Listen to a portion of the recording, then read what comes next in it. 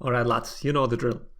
If you still haven't downloaded Armenia, then I honestly don't know what else to tell you. An amazing community, in-depth guides, absolutely stunning fan art. What else do you want? Well, memes I guess. But for fuck's sake lads, it's free. Now go and click the link in the video description, and if you still have questions, follow me, my nickname's Freeze, and join my chat channel in the forum Armenia. See you there. But let's get to the topic at hand, dodging bashes. It's one of the most controversial topics we have in our community. Bash-focused characters are hated with a passion by a large part of the community, but on the other hand, it is one form of viable offense, especially if it involves variable timings and multiple options combined with the move. The first timing we're going to look at, and which might surprise a few people because it surprised me as well when I redid these tests, is the latest possible time at which you can dodge a bash. I'm going to go over how to get that timing, so if anyone's interested or is doubting my findings, he or she can do the test as well. So when we have footage of you dodging a bash, you need to know the time at which the bash would have hit you if you hadn't dodged. To find that, you need to first check when your opponent's stamina was drained. This confirms a whiffed attack. And this stamina drain always occurs 100 milliseconds after the bash or attack would have hit you. This way of finding that timing eliminates most variations that come from delaying the move and lag as well, at least to some degree.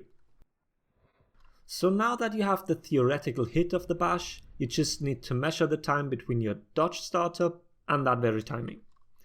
And this is what we get, 133 milliseconds.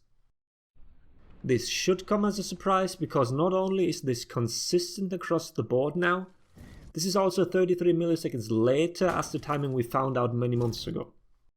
And I'm 100% sure that I made no mistakes back when I checked this, especially since it also fell in line with side deflects and the transition from deflect to iframes. So sometime within the last year or so, bashes became easier to dodge.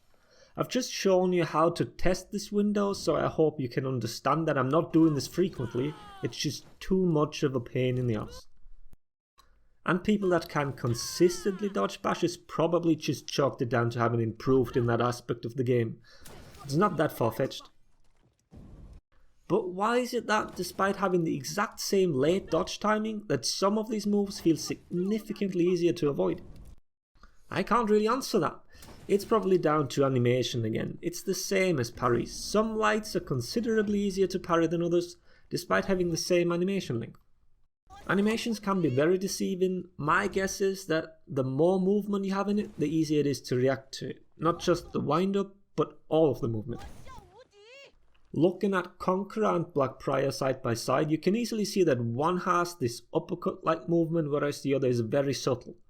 And even if I'm just speculating about the reasons, this thing is very real and I'm sure every single player has felt this.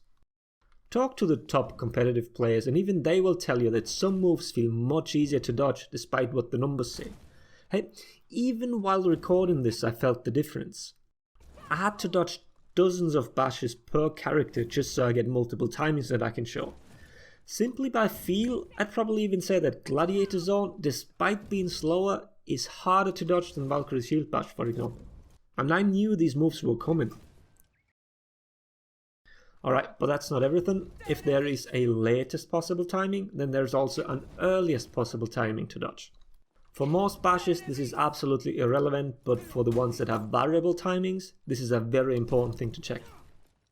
The two bashes we're looking at are once again Conquerors and Blackbriars. On paper, they are the same timing wise. It starts between 100 and 500 milliseconds into the dodge, and then has a 500 millisecond long bash, and the latest time you can dodge it is 133 milliseconds before impact. But the timing where those two moves differ, and why it makes one really powerful and the other one somewhat lackluster, is this early dodge timing. You can pre-dodge Conqueror's Shield Bash up to 600 milliseconds before impact, and Blackbriar's up to 700 milliseconds before impact. So I have this little graphic here to explain why this makes such a huge difference. What you see here is Conqueror's Bash at the earliest possible timing. He dodges, then 100 milliseconds later he initiates the bash, and at 600 milliseconds on our timeline, the bash connects. The red bar below represents the dodge timings. Now, what happens if we put the delayed bash on the same timeline? You see that the dodge timings overlap for 67 milliseconds. This means that, in theory, if you always dodged at that timing, you can avoid all timings of Conqueror's bash. During actual matches, hitting those 2 frames consistently is pretty much impossible, and same goes for finding that timing just by feel. It's not really feasible. Another big part of bashes and their mix-ups is an empty dodge into guard break. For a dodge timing to be truly universal, you'd have to dodge before the 400 milliseconds mark to be able to counter guard break. And as you can see, that would mean you'd get hit by the delayed bash. I know some players swear that they only dodge on orange, so all this theory crafting is useless for them, but knowing the details doesn't hurt either now, does it? Now for Blackbriar's Tenebrous Rising. I'll skip the whole explanation. We know the dodge window is 100 milliseconds longer, and this automatically means that the overlap is also bigger by 100 milliseconds. This falls in line with what we've been told by our competitive players, that there is a single dodge timing that avoids all versions of the shield bash, and you can still counter guard break. Chances of your opponent hitting the perfect guard break on an empty dodge is also not always a given, so it might feel like the counter guard break window is even more generous.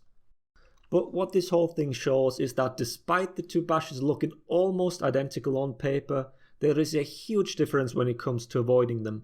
Not only is Blackbriar's animation way more obvious, it also has a single dodge timing that negates all possible outcomes of the mix-up. Just because something has a long delay window doesn't always mean it also leads into feasible mix-ups. If you were looking for some secret tip on how to avoid bashes, then I'm sorry, this is not the video for you. Well, to be totally honest, everyone that claims there is a secret is full of shit. It's a matter of practice, proper keybinds, and then a lot more practice. Making a few good reads also doesn't hurt.